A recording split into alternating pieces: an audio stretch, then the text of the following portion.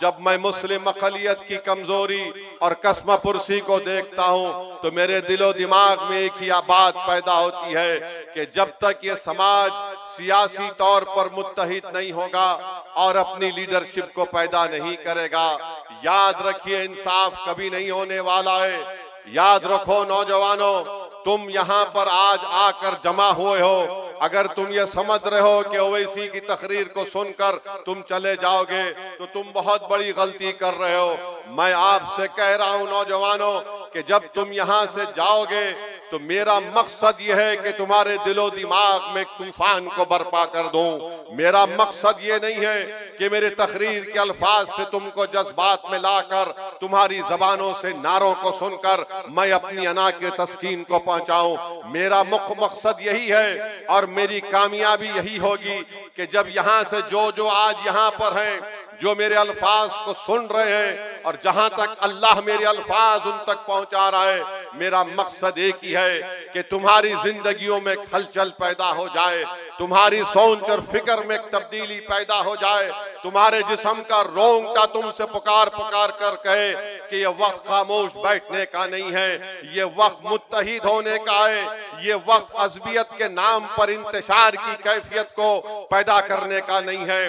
तो सुनो, ward number 18 और 25 के राय दहिंदगान से मेरी अपील है कि सीसा पिला हुई दीवार की तरह एक हो जाओ, तो इंशाअल्लाह ताला यहाँ से तुम्हारी पार्टी मजलिस इत्तेहादुल मुस्लिमीन के ये चारों उम्मीदवार कामयाब होंगे। याद रखो, आपने जिस किसी को वोट दिया वो सिर्फ आपका वोट हासिल करते हैं, उनको आपके वोट से मोहब्बत है। असदुद्दीन ओवैसी आपसे कहता है कि जो मजलिस इत्तेहादुल मुस्लिमीन को वोट देंगे, मुझे तुमसे मोहब्बत है, तुम्हारे औलाद से मोहब्बत है, तुम्हारे रोशन मुस्तकबिल से मोहब्बत है, मुझे तुम्हारे आंख के आंसुओं को देखकर मेरा दिल तड़प उठता है, तुम्हारी मुस्कुराहट को देखकर मेरे दिल में इत्मीनान पैदा होता है। जब नौजवानों को पुरुम्मीद देखता हूँ तो ये बराबर मुझे पैगाम मिलता है कि अल्हम्दुलिल्लाह आने वाले तूफानों का हम मुकाबला कर सकते हैं। मगर याद रखो, तुम कब तक वोट डालने वाले बनोगे, तुमको वोट लेने वाला बनेगा। तुम कब तक वोट डाल डाल कर गैरों के महलों को चमका दिया और अपने घरों को अंधेरों में छुपा लिया। नौजवानों, बुजुर्गों, मेरी इज्जतदार माँ और बहनों, वोट एक अमानत है। वोट को इस्तेमाल करो अपनी जमात के लिए, वोट को इस्तेमाल करो अपने इत्तेहाद के लिए, वोट को इस्तेमाल करो ताकि गुजरात में हम बता दें कि हम लावारिस नहीं, हम इंसान हैं, हम इंसान हैं और हमारी आवाज को सुना जाएगा।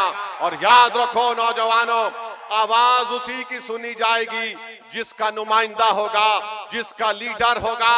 अगर तुम समझोगे कि कांग्रेस और दूसरी पार्टी को वोट डालने से हम बीजेपी को रोक सकते हैं, ये बीजेपी को नहीं रोक सकते हैं। बीजेपी को अगर कोई रोक सकता है और संविधान के दायरे में रहकर उनकी आंख में आंख डालकर हम अपने हुकूक को मनवा सकते हैं, तो उस पार्टी का नाम मजलिस इत्तेहादुल मुस्लिमीन है।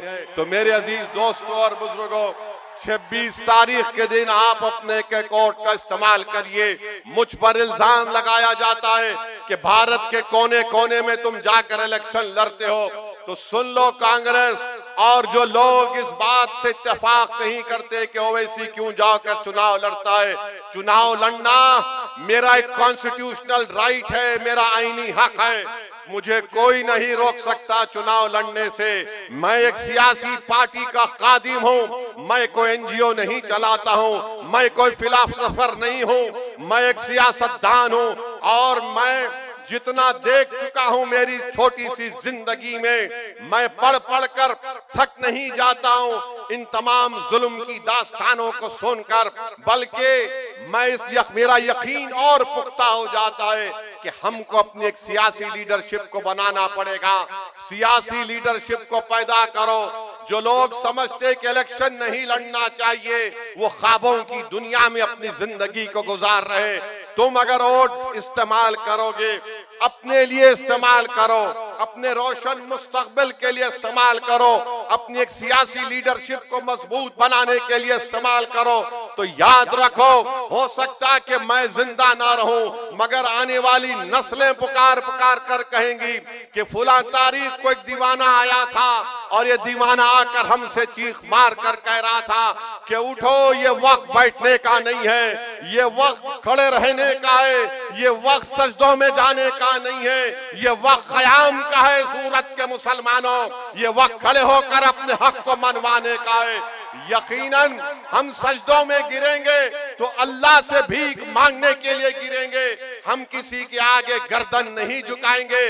वक्त का जालिम होगा तो सीना तान कर खड़े होकर भारत के संविधान के दायरे में रहकर हम अपने हुकूक का मुतालबा करेंगे। और जो लोग मुझ पर इल्जाम लगाते हैं कि ओवैसी इलेक्शन लड़ता है तो बीजेपी को फायदा हो जाता है, अरे बंगाल में जाकर देखो, 294 सीट पर कांग्रेस लड़ रही है, 294 सीट पर कांग्रेस लड़ रही है, टीएमसी लड़ रही है, 250 सीट पर लेफ्ट फ्रंट लड़ रहे हैं और ओवैसी की पार्टी 11 सीट पर लड़ रही है। तो सबके पेट में दर्द शुरू हो जाता है।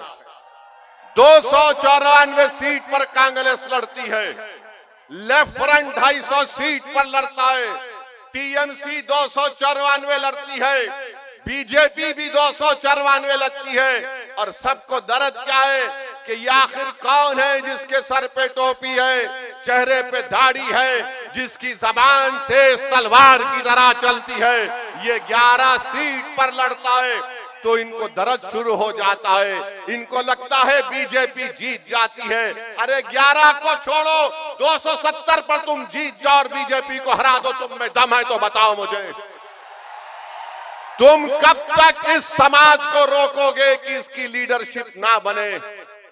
मजलिस से डर इसीलिए है कि सबकी लीडरशिप होती है, पटेल समाज की लीडरशिप होती है, ओबीसी समाज की लीडरशिप होती है, दलितों में बास तबकात की लीडरशिप होती है।